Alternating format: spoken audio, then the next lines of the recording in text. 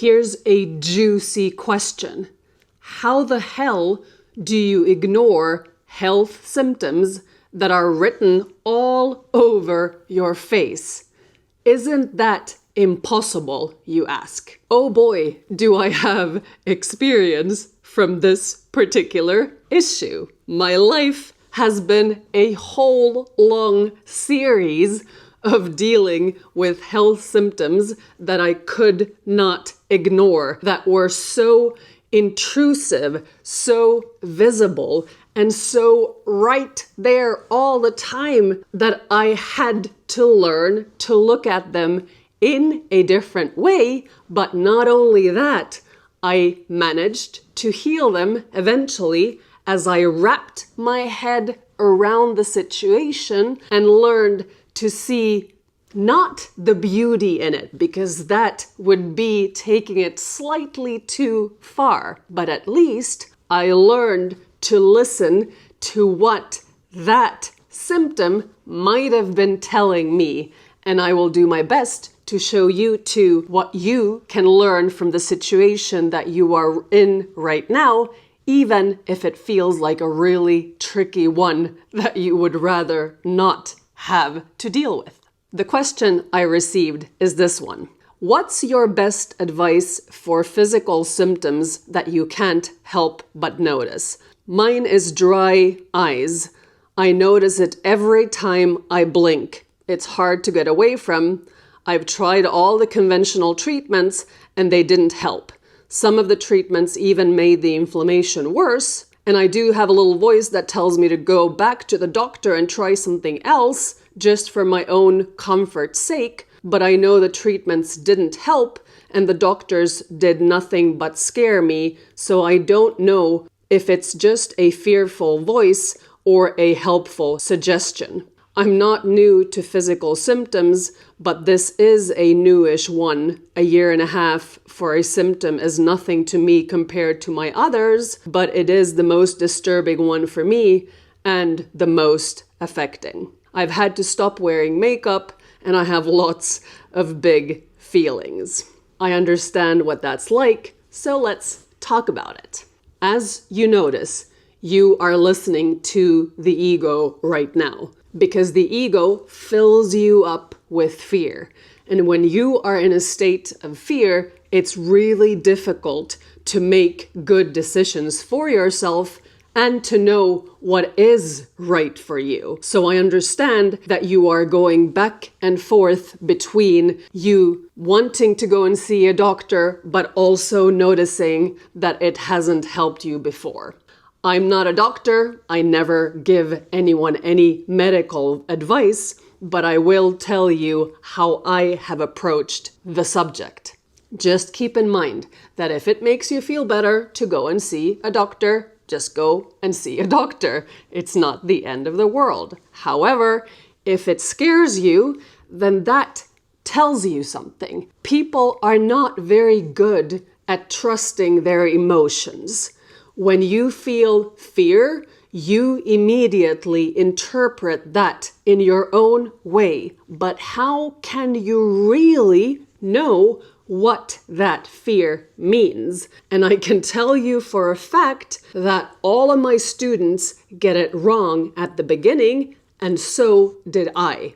When you are filled with fear, you kind of just feel like running away or hiding or doing whatever it is that makes you feel slightly better by protecting yourself. It's this uncomfortable survival mode where you are constantly looking for ways to take care of yourself. The intention is right. You do want to make things better for yourself, but that fear is standing in your way. Remember, the ego is just a fearful thought. And if you keep thinking more negative thoughts, it means that you are thinking with the ego throughout the day. So, if you are scared when you think about going to the doctor, here's how I would interpret that. Something within you, perhaps your guidance, is telling you that there is a better way to do things. You already said so yourself. You've seen the doctors. You've tried the conventional things, and they didn't work. In fact, they often made it worse. So your guidance is telling you that there is something that would work way better for you. Why don't you find that? Here you are sending me an email. Perhaps that's exactly what you were nudged to do, because this is an alternative to all the so-called solutions out there.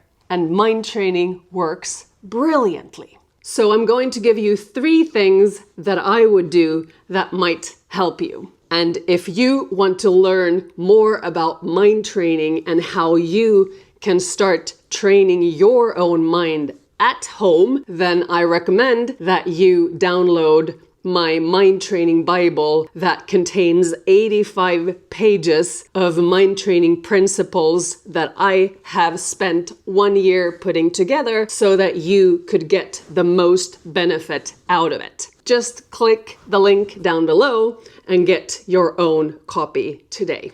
The first thing that you have to do is learn how to focus differently. I know everything about this, and I know that it's super hard when that thing is in your eyes. Mind you, I had the same problem. I've had stuff in my eyes for nearly 20 years, and every time I blinked, it appeared on the surface and clogged my eyes. So even with that, I know exactly what you are going through. But you have the ability to focus differently or focus all together. And of course, it's harder when that thing is in your eyes or on your face because you see it all the time. And when you are looking, you're going to be affected by it in some way.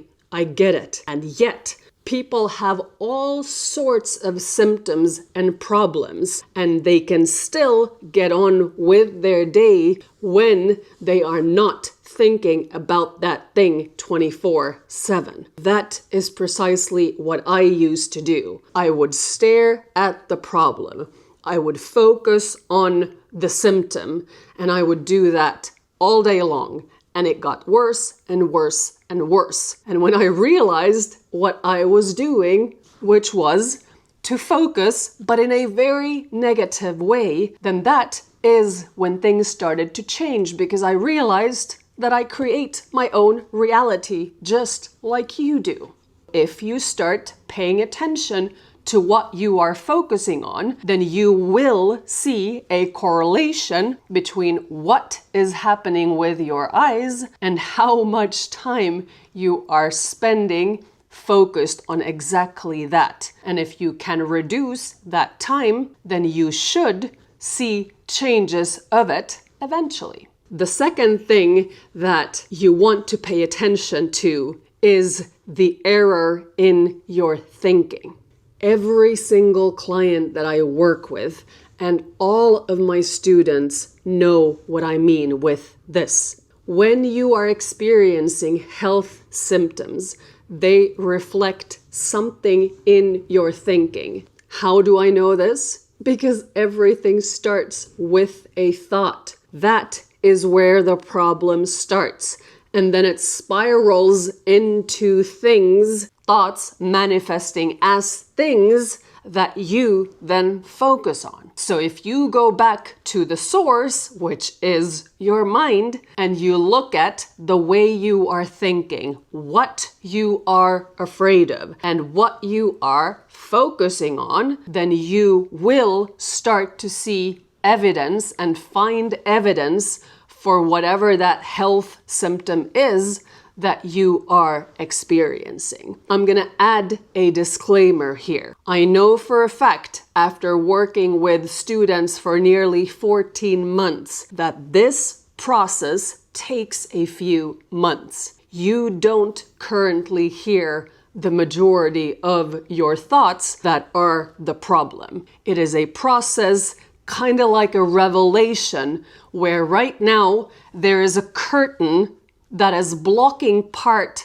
of your mind and part of the thoughts that you are thinking from your awareness, and they are ruling your world. They are actually determining what it is that you are seeing, but you do not know that. And that's why things feel really confusing. And that's why you get scared, because you don't understand where those symptoms come from. And finally, you can learn how to distract yourself. Think about a toddler that throws a tantrum. What does the parent do? It points the toddler to a squirrel or a bird and says, "Hey, look at that." And the kid goes, "Huh?" And within a second, it stops crying. Not always, but some of the time, as it is distracted by the squirrel or the bird. You can apply the same technique in your life, but you forget that because you're an adult, and adults are supposed to act like adults. Bad advice. Don't do that. Be a kid whenever you can, but don't throw tantrums. What do I mean by distracting yourself? Take up a hobby. Listen to audiobooks. Do whatever it takes to take your attention off that thing that you are obsessing about. It won't get better if you are staring at the problem all day long. You might say that you have tried that. I tried to distract myself. I did something else, but it didn't work. And to that, I say you didn't try it long enough. People give up so fast. They try something for 3 days and then they gather all their little evidence and decide that the project failed and now they're going to move on. But that is not how a well-researched, well-put-together experiment works. You gotta try it for a little longer. Don't give up on yourself so fast and start trying different things. Don't go to another expert and expect them to tell you how it's done. You gotta try things. I don't give my clients and students all the answers. I give them options and then I say, off you go, try these things and come back to me and tell me how it went and what the experience was like. You have to take charge and realize that nobody knows better than you. Isn't that a great thing? And if you need a little bit of help along the way, then click the link down below in the description and download my Mind Training Bible, which will give you so much inspiration and guidance along the way so that you too can get the results that you want. Thank you so much for watching this video. Please subscribe to my YouTube channel if you haven't already, and I shall see you in the next video. Sending so much love, as always.